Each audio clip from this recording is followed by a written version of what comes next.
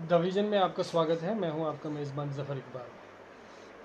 Parliament election 2024 के हवाले से आप लोगों के सामने हम रूबरू होते रहते हैं और किसी न किसी मुद्दे पर बात करते हैं। जैसा कि पार्लियामेंट्री इलेक्शन 2024 के 4 फेज़ का इलेक्शन हो चुका है। 5वें फेज़ में 20 तारीख को बारामूला की सीट पर इलेक्शन होने हैं और 6ठे फेज़ में 25 मई को रजौरी अनंतनाग पार्लियामेंट्री सीट पर इलेक्शन होने जा रहे हैं। बिलखसूस अनंतनाग रजौरी पार्लियामेंट्री सीट के हवाले से बात करें तो 18 लाख कुछ वोटर यहाँ पे इस पार्लियामेंट्री इलेक्शन में हिस्सा लेने जा रहे हैं। और जो जब इलेक्शन का बिगुल बजा तो कहीं न कहीं दो पार्टियों के बीच में टक्कर देखने को मिल रही थी और डेमोक्रेटिक आज़ाद पार्टी भी अपना पैठ बनाने में कहीं न कहीं उन्होंने अपनी पैठ बनाई स्टार्टिंग में, लेकिन इलेक्शन नज़दीक आते आते ये लड़ाई जो है ये तकूनिया हो गई और अपनी पार्टी ने यहाँ पे ज़बरदस्त ताल ठोकी। और आज मौजूदा सूरत हाल क्या है, बिलखसूस पुंछ रजौरी के वोटर्स का रुझान किस तरफ है और पुंछ रजौरी में वोटिंग का पैटर्न क्या है, इस सारी चीज़ के ऊपर बात करने के लिए आज हमारे साथ हैं जे.एंड.के हाई कोर्ट के जाने माने वकील एडवोकेट सरफराज हमीद राथर साहब। ये पॉलिटिकल एनालिस्ट भी हैं, ज़मीनी हकीकत से भी जुड़े हैं और आज इनके व्यूज़ जानना चाहेंगे बिलखसूस रजौरी पुंछ के बारे में। तो सरफराज साहब, आपका स्वागत है हमारे चैनल में। जी बहुत बहुत शुक्रिया ज़फ़र साहब। जैसा कि हमने बताया कि बिलखसूस रजौरी पुंछ के जो इस इलेक्शन में रजौरी पुंछ में वोटिंग का तर्ज कैसा रहने वाला है और वोटर्स का मिजाज क्या है, क्योंकि ये जब इलेक्शन शुरू हुआ तो कहीं ना कहीं दो पार्टियों में टक्कर थी, आज तकूनिया बन गया है इलेक्शन। असल में मैं अर्ज़ करूं ज़फ़र साहब, आपकी तो बड़ी नज़र है। पिछले मैं देख रहा हूं कि जब से इलेक्शन का प्रोसेस शुरू हुआ है तो आप इसकी बड़ी गहराई से इसकी आप कर रहे हैं, तजिया कर रहे हैं, कैलकुलेशन करके लोगों के सामने जो है सही फैक्टर्स जो है रख रहे हैं। पुंछ रजौरी में इलेक्शन पार्टिसिपेशन पहले से भी लोग फेस्टिवल्स के तौर से मनाते रहे हैं कंपैरेटिवली कश्मीर के। पुंछ रजौरी में हमेशा ही जो है इलेक्शन को बड़ा सीरियस लिया जा रहा है। इस बार भी जो है मतलब जैसे ही नोटिफिकेशन आई तो पुंछ रजौरी में एकदम जो है एक लहर दौड़ गई और लोग जो हैं अपने इस डेमोक्रेटिक राइट का जो है इस्तेमाल करने के लिए बेताब हो गए। थोड़ा सा जो मेरा कंसर्न है, मैं चाहता हूं कि आज हम उसके ऊपर थोड़ी सी बात कर लें। ये तो ठीक अच्छी बात है कि आप डेमोक्रेटिक प्रोसेस में पार्टिसिपेट करो, खुल के करो, जितने ज़्यादा मुमकिन हो करो, लेकिन एक चीज़ जो मुझे लग रही है पुंछ रजौरी में एक कमी है जो हम लोगों को आइडेंटिफाई करनी पड़ेगी। वहाँ पे ज़ात पात के आधार पे जो है आप अपने कैंडिडेट को देखते हैं, मेरिट पे बड़ा कम दिखा जाता है।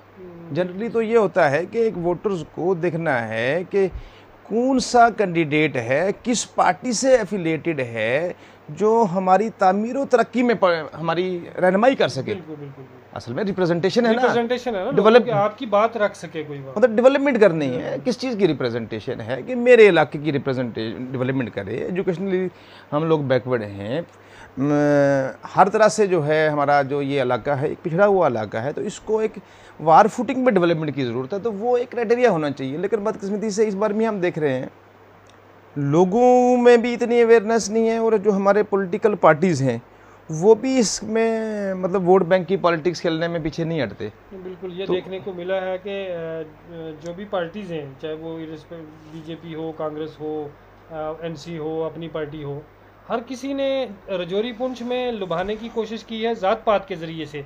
इस हवाले से क्या नहीं, बीजेपी का तो मैं आपको बताऊं कि बीजेपी ने अपना कैंडिडेट जो है पार्टी का लॉन्च ही नहीं किया है।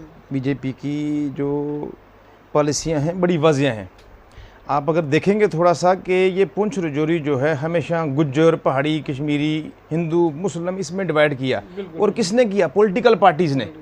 आज भी अगर आप देख लो तो कुछ पॉलिटिकल पार्टीज़ ने कैंडिडेट्स जहां इलेक्शन हो रहे हैं वहां का नहीं मिला उनको, उन्होंने दूसरे इलाके से इस मतलब क्राइटेरिया पे लाया कि वो किस ज़ात से है, लोगों को ज़ात के नाम से डिवाइड करने के लिए लॉन्च किए हैं। तो भारतीय जनता पार्टी के लिए तो मैं कहूँगा कि वो अभी रिसेंट पास्ट में आपने सुना होगा कि पुंछ रजौरी या बारामूला, उधर उड़ी के कुछ पहाड़ी तबका के लोग थे, तो उनकी एक बड़ी देरना मांग थी कि शेड्यूल ट्राइब जो है वो उनको भी स्टेटस दिया जाए। लेकिन भारतीय जनता पार्टी ने ये कोशिश की कि कहीं साथ में जो हमारे गुज्जर भाई हैं, बकरवाल भाई हैं, उनको कोई इससे जो है नुकसान ना हो, तो उन्होंने एक वर्कआउट किया इसके लिए। उन्होंने मतलब जब भी कोई डेपुटेशन मिलने जाता था तो वो पहाड़ी का डेपुटेशन के साथ साथ गुज्जर के डेपुटेशन से भी बात करते थे। वाया मीडिया निकाला, गुज्जर की जो पोजीशन थी उसको छेड़े बगैर, मतलब उनकी जो पोजीशन को छेड़े बगैर पहाड़ियों के लिए एक बहुत बड़ा काम किया। तो 10% जो है दोनों पार्टीज को वहाँ रिजर्वेशन प्रोवाइड की। हम ये देखते थे कि चलो ये दोनों, खासकर ये दोनों कबीले जो हैं बड़ा मायने रखते हैं। पुंछ रजौरी में गुज्जर भी हैं और ये पहाड़ी लोग भी हैं। ये इस बार जो है कम से कम ये आपस में डिवीजन नहीं पैदा करेंगे, मतलब अपना अपना मसला हल हो गया। इससे पहले तो शिकायत थी, चलो पहाड़ियों को भी कुछ शिकायत थी, उनको भी शिकायत थी। एक बात वाजे करूँगी, जब ये प्रोसेस चल रहा था, जो एसटी का आंदोलन चल रहा था, जो भी डिमांड चल रही थी, इन बिटवीन पहाड़ियों को गुज्जर पे खलिश थी कि ये हमें मिलने नहीं देते। असल में पॉलिटिशियंस को थी, आम आदमी को नहीं थी, आम आदमी, लेकिन पॉलिटिशियंस को कहीं एक ये चीज बिल्टअप हो रही थी। गुज्जर को भी पहाड़ियों पे खलिश थी कि ये हमारा हक पे डाका डालेंगे, लेकिन दोनों का सारी चीजें बड़ी अच्छी तरीके से, बड़े अच्छे तरीके से वो हल किया है। मैं मतलब कहता हूँ कि लोगों ने मुबारकबाद दी इस चीज़ के लिए कि हमारे ये दो कबीले, खतरा था इन लोगों को, शायद ये अब डिवीजन हो जाएगी। लेकिन वो ये मामला बड़ी सॉफ्टली जो है वो टैकल कर दिया गया। अब पहाड़ियों को भी एसटी मिल गया, उनको अपना हक मिल गया। अब कम से कम ये क्राइटेरिया मत रखो, ये क्राइटेरिया मत रखो कि गुज्जर है या पहाड़ी है। भैया मैं अभी सुनने में ऐसा आ रहा है नेशनल कॉन्फ्रेंस ने एक कैंडिडेट जो है अपना लॉन्च किया है, दो वो इस इलाके का रहने वाला नहीं है, दूसरी जगह है, तो चलो कर दिया, पार्टी का प्रेरोगेटिव है, पार्टी का प्रेरोगेटिव। आप देखो उसमें कि मेरिट है कि नहीं है, हमारी डेवलपमेंट में वो किस हद तक जो है अपने इस पे पूरा उतरेगा, ये देखो। ये मेरिट अगर उसमें है तो आप उसकी बात सुनो, अपना जो है मतलब कंसिडरेशन जोन में रखो उसको। पर वहाँ देखने में आ रहा है जी कि चूंकि ये गुज्जर है, चूंकि गुज्जर है, बगैर किसी सोचे समझे हम दूसरी जगह डाइवर्ट हो रहे हैं। ये बड़ी बदकिस्मती की बात है कि आप ज़ात पात में और डिवीजन डाल रहे हैं। और कमाल ये है कि कुछ लोग ऐसे हैं जो अपने आप को किसी दूसरे कबीले का बड़ा रहनुमा समझते हैं, तो वो जब ये शेड्यूल ट्राइब्स के स्टेटस का गवर्नमेंट से नेगोशिएशन चल रही थी, हालांकि गवर्नमेंट बड़ी सिंसियर थी, गवर्नमेंट जो है हमारी बीजेपी की सेंटर में वो बड़ी सिंसियर थी। उन्होंने किसी को ये नहीं कहा कि हम आपको स्टेटस देंगे तो आप हमें वोट दो। नॉर्मली तो ये होता है कि जो पॉलिटिकल पार्टीज होती हैं वो पहले वादा करती हैं कि आप पहले हमें वोट दो तो बाद में हम आपकी ये डिमांड जो है पूरी करेंगे।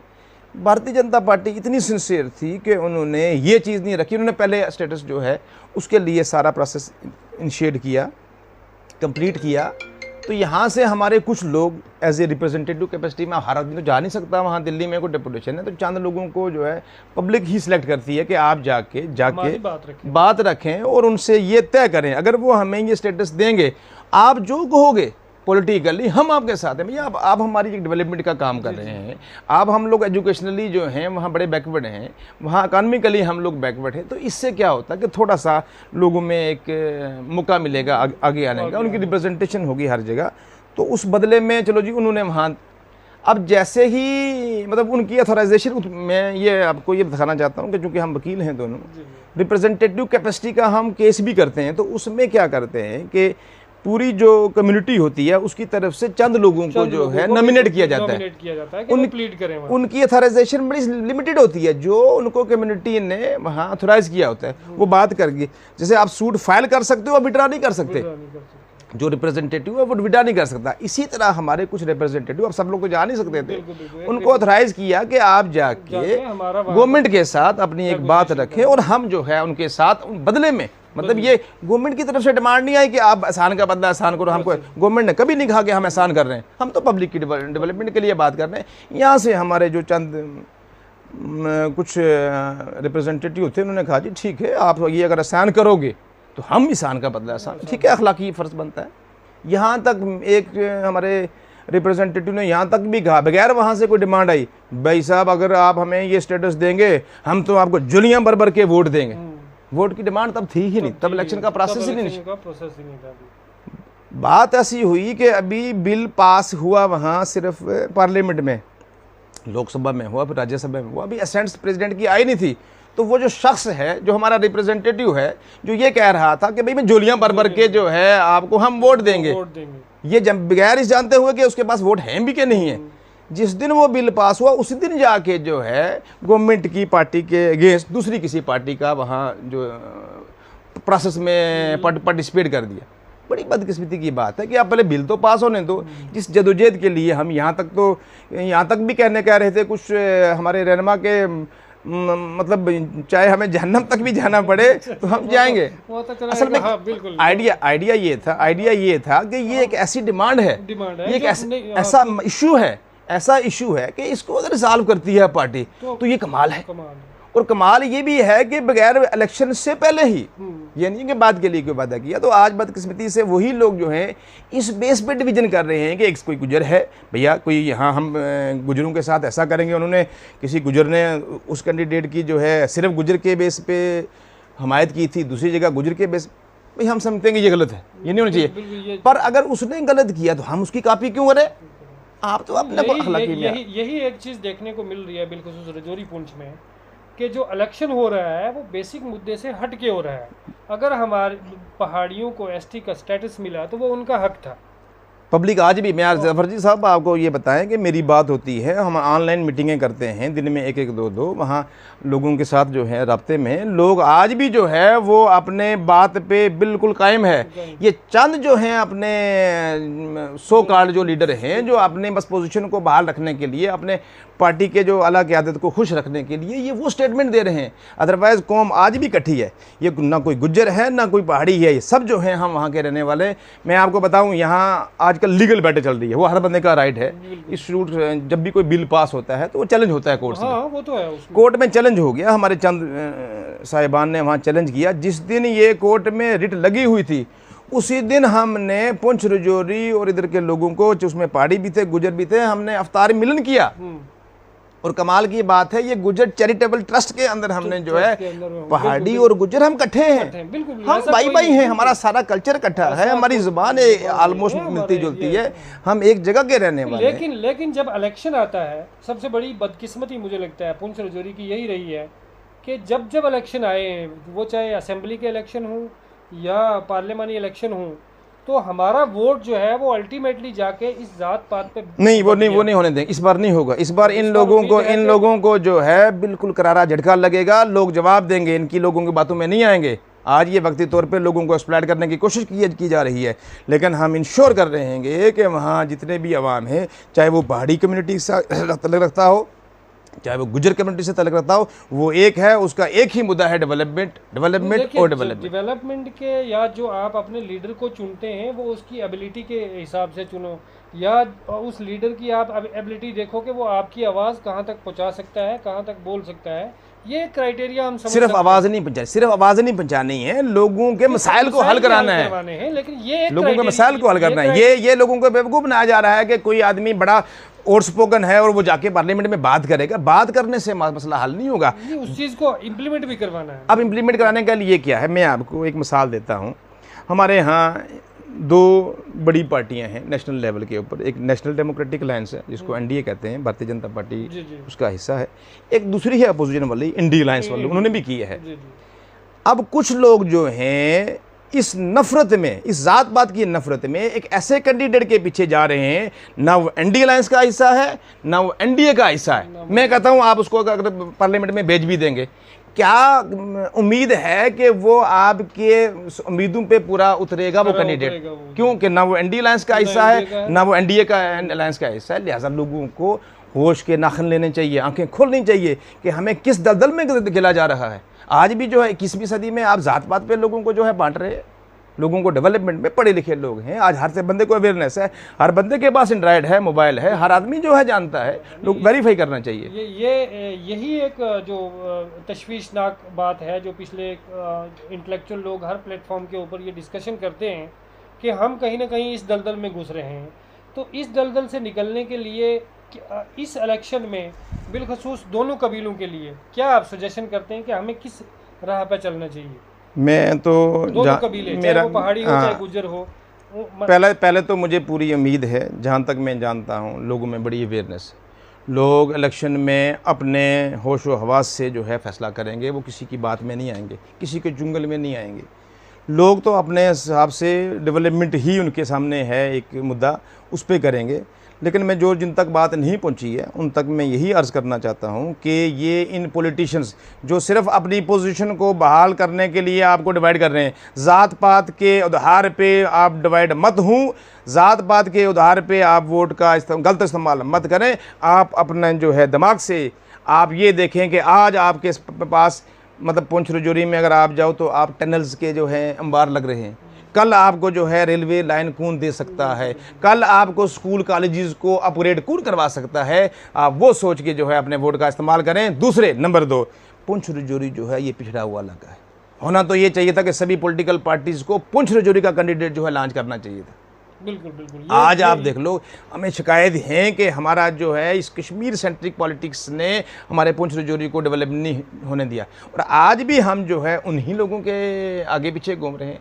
आपका अपना कैंडिडेट क्यों नहीं है जो आपके करीब का कैंडिडेट है? जैसे कि आप देख रहे हैं कि एक कैंडिडेट है हमारा अपनी पार्टी का जफ़र मनहास, वो पुंछ रजौरी के कंसर्न है, वो सुनकोट के रहने वाला है। इसी बात पे आना चाहेंगे। देखो, ऑफिशियली बीजेपी भी खुल के इस बात पर नहीं आ पा रही है कि भाई हम जफ़र मनास को सपोर्ट करते हैं, लेकिन ग्राउंड लेवल के ऊपर जितने भी बीजेपी के कार्यकर्ता हैं पुंछ और रजौरी में बिलखसूस, तो वो कहीं ना कहीं कमिटेड है टुवर्ड्स अपनी पार्टी। और यहाँ पर जो 2 धड़े बने हैं, मान लो एक धड़ा ये कहता है कि भाई हम फ्री हैं, हम आज़ाद हैं, हम जहाँ मर्जी जा सकते हैं, और एक ये कहता है नहीं, हमने पार्टी के साथ कमिटमेंट की है, हमें वहाँ जाना चाहिए।